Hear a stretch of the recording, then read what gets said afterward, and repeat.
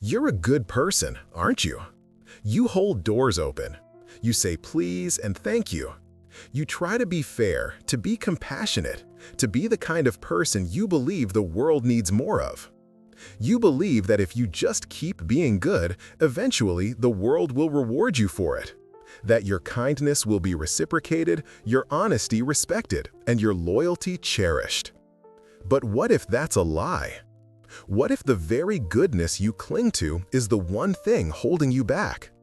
What if, in a world that often rewards cunning and strength, your quiet virtue has become a cage? This isn't an attack on your character. It's a wake-up call. I want to talk about something nobody else will, the uncomfortable truth that your goodness is making you vulnerable. It's making you weak. It's setting you up for a quiet, crushing disappointment. The philosophers and great thinkers of history, from the Stoics to the existentialists, understood this.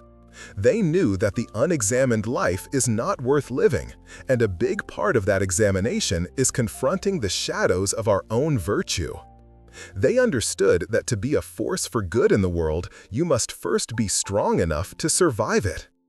In the next 30 minutes, we're going to pull back the curtain on this dangerous illusion. We'll explore why your relentless drive to be good is making you a target. We'll uncover the psychological traps that turn kindness into a weakness, and we'll learn how to transform your goodness from a passive vulnerability into an active, powerful force. I'm not asking you to become cruel. I'm not suggesting you abandon your principles. I'm inviting you to be a different kind of good, a stronger, more intentional kind, a kind of good that can't be taken for granted. In a world full of predators, you can't be a sheep and expect to be safe. You have to learn to be a lion, but a lion with a heart. Before we dive in, drop this phrase in the comments below. I am breaking free from the prison of goodness. Let's begin. 1. The myth of the unseen reward. For as long as you can remember, you've been taught that virtue is its own reward. The universe or karma, or just the natural order of things, will eventually deliver justice. You do good, and good things will happen to you. It's a comforting thought, a fundamental pillar of our society. But it's also one of the most dangerous myths you've ever believed. Reality, as so many have discovered, is far less poetic. Consider the story of a person named Alex. Alex was the yes man at work. They stayed late, picked up other people's slack, and never complained. They believed that their hard work and dedication would be noticed and rewarded. They were right. Their goodness was noticed. But it wasn't rewarded. It was exploited. Alex became the person others offloaded their work onto, the person who was always available to cover for mistakes. When a promotion came up, it went to someone else, someone who was a better negotiator, a better self-promoter, someone who frankly had better boundaries. The truth is, most people are too preoccupied with their own lives, their own fears, and their own needs to notice your sacrifices. When they do notice, they often see it as a baseline, not an exception. Your kindness becomes the new normal. This is a powerful and uncomfortable truth that ancient thinkers understood well. The Roman Stoics, like Seneca, warned against doing good simply for the sake of public praise.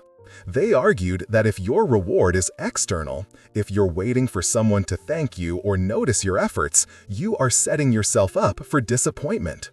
True virtue, they believed, came from within. But what they didn't stress enough is that you can't let that internal focus make you an easy target. Your goodness must be a shield as well as a sword. Drop this phrase in the comments. My virtue is my own, but my energy is for me to protect. 2. The kindness tax. Think of your kindness as a currency. Every time you say yes when you want to say no, every time you give someone a piece of your energy, your time, or your peace of mind, you're making a withdrawal from your personal bank account. This is what I call the kindness tax. This tax is insidious because it feels good to pay it. It feels right. It feels virtuous. We see the immediate gratitude in someone's eyes, and that small emotional high convinces us that the transaction was worth it. But what you don't see is the long-term compounding debt you're racking up. You give a friend a ride every week, and soon they stop asking if you're available. They just assume you are. You help a coworker with a project, and suddenly they're not even saying thank you anymore. They're just sending the next request. Your kindness, once a gift, becomes an expectation. This is the central theme of Nietzsche's philosophy of the will to power. While often misunderstood, at its core, this idea isn't about domination or cruelty. It's about a fundamental drive within every living thing to grow, to expand, and to overcome. When you constantly give away your power, your time, and your energy without a strategic purpose, you are actively working against your own will to power. You are shrinking. You are allowing others to grow at your expense. And the moment you stop paying the kindness tax, you are no longer the good person. You become the villain. The friend whose ride you refused is now angry and entitled. The coworker you said no to is now calling you unhelpful. It's a brutal irony, isn't it? Your generosity, the very thing that made them rely on you, is now the source of their resentment. You didn't change. The terms of the silent contract did. To protect yourself, you must learn to be a ruthless accountant of your own energy. Not in a greedy way, but in a sustainable one. You can't help others if you've gone bankrupt yourself. Drop this phrase in the comments. My resources are finite. My purpose is not. 3. The lie of the nice leader.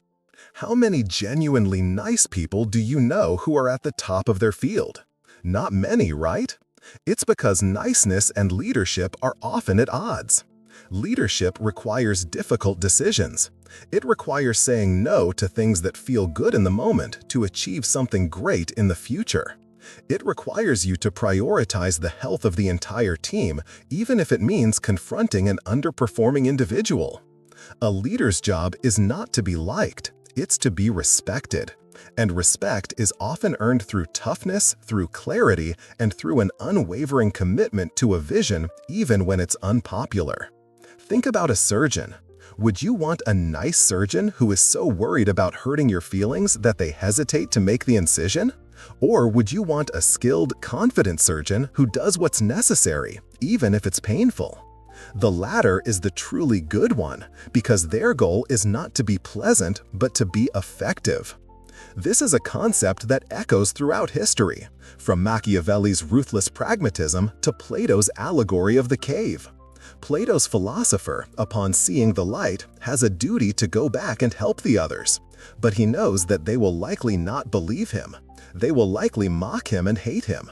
He is still a good person for trying, but his effectiveness relies on him being strong enough to withstand their animosity, not just on being nice. Your niceness is a flimsy mask. People can see right through it. They know when you're afraid to say no. They know when you're avoiding a difficult conversation. They see it not as a virtue, but as a weakness to be exploited. Your greatest power is not in your willingness to please, but in your ability to be a force of good, even when it's difficult and makes you uncomfortable. Drop this phrase in the comments. I choose to be effective, not just agreeable. 4. The self-imposed isolation. The more you say yes to everyone, the more you unintentionally cut yourself off from the people who actually matter. By being constantly available, you become a human convenience store, a place people visit only when they need something, not when they want to connect. Your life becomes a series of transactional relationships. People come to you for favors, for advice, for a listening ear, but they rarely ask you about your needs.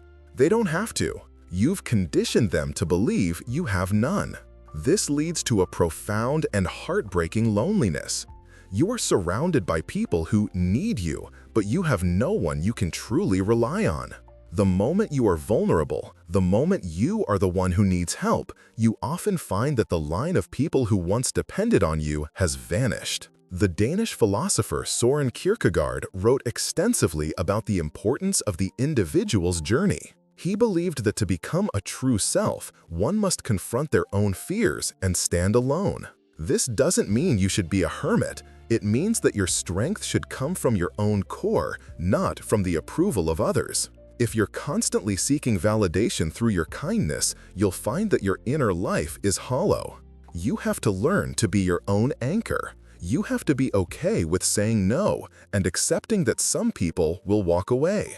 Let them, because those who stay, those who still want to be in your life even when you've set a boundary, are the ones who are worthy of your time and your energy. Drop this phrase in the comments: "My true connections are built on mutual respect, not convenience." 5. The freedom of the honest no. Saying no is not the opposite of being a good person. Sometimes it is the most honest and necessary thing you can do. Think about it. When you say yes to something you don't want to do, you're often lying. You're lying to the other person and you're lying to yourself. You're giving them a false promise and you're creating a quiet, simmering resentment inside of you. That resentment builds and builds, and it eventually poisons your relationships. By saying a firm, kind no, you are being truthful. You are respecting yourself and you are respecting the other person by being direct. It allows them to find a different solution, and it protects your energy for the things that truly matter. This is the essence of Dietrich Bonhoeffer's philosophy of costly grace. Bonhoeffer, a German theologian who resisted the Nazis, believed that grace, true goodness, is not free. It is costly because it demands sacrifice and commitment. For him, a life of goodness wasn't about being compliant or agreeable. It was about standing up for what was right, even when it meant saying no to the powerful and putting his own life at risk. Your goodness should be a form of costly grace. It should be valuable. It should be intentional. When you say yes, it should mean something. It should come with a sense of purpose and a commitment that is clear to both you and the other person. Your kindness is a powerful force, but if you give it away to every passing whim, it becomes cheap and meaningless. It's time to make your yes a rare and powerful gift. It's time to make your no an act of strength. Drop this phrase in the comments: "I am learning the power of no." 6. Your legacy is in your impact, not your intentions. At the end of your life, what do you want to be remembered for?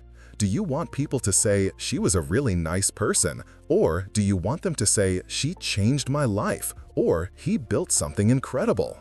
Being nice is passive. It's a way of avoiding conflict and blending in. It's an intention, not an action. But real transformative goodness is about impact. It's about the tangible change you create in the world. It's about the lives you improve, the causes you champion, and the legacy you leave behind. Look at figures throughout history who made a real difference. Gandhi wasn't nice to the British Empire. He was a force of nonviolent resistance, a strategic and relentless opponent. Marie Curie wasn't nice to the scientific establishment that doubted her. She was a determined and brilliant scientist who changed the world. These were good people, but their goodness was not a passive trait. It was an active, strategic weapon. The world doesn't need more people who mean well. It needs more people who do well. It needs more people who are brave enough to make the hard decisions, set the uncomfortable boundaries, and prioritize outcomes over feelings. If your kindness is not leading to a positive, lasting impact, then it's time to reevaluate. It's time to shift your focus from simply being good to doing good. Drop this final affirmation in the comments: "My legacy is my impact." You have a choice to make. You can continue down the path you're on, a path paved with good intentions but fraught with disappointment and exploitation. You can remain the gentle sheep in a world full of wolves, hoping that your quiet virtue will protect you. Or you can choose a different way. You can choose to be a new kind of good, a strategic kind, a kind that is resilient, powerful, and effective. You can choose to use your virtue as a tool for change, not a reason for your own quiet suffering. Your goodness is not your weakness. When you understand the silent traps and learn to navigate them with wisdom and strength, your goodness becomes your greatest weapon. It becomes a force that can truly change the world. So, the question is not whether you are good, it's what you're going to do with that goodness. Will you let it be a cage, or will you use it to set yourself and others free? The choice is yours. If this video resonated with you, hit that like button. And if you know someone who is quietly suffering in the prison of their own goodness, please share this video with them. Thank you for watching, and I'll see you in the next video.